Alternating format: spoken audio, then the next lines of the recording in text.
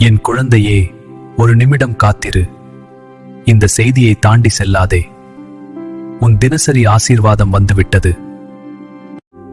இன்று நீ எடுத்த முயற்சியையும் தொடர்ந்து முன்னேறுவதற்கு எடுத்த துணிச்சலையும் நான் காண்கிறேன். நீ சோர்வாக இருந்த போதும் கைவிடவில்லை.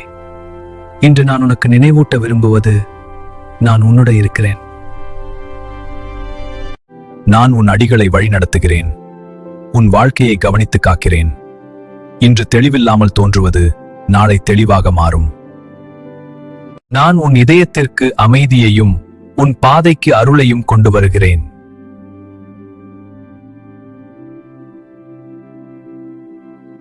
இந்த ஆசீர்வாதத்தை நம்பிக்கையுடன் ஏற்றுக்கொள். நீ மறக்கப்படவில்லை.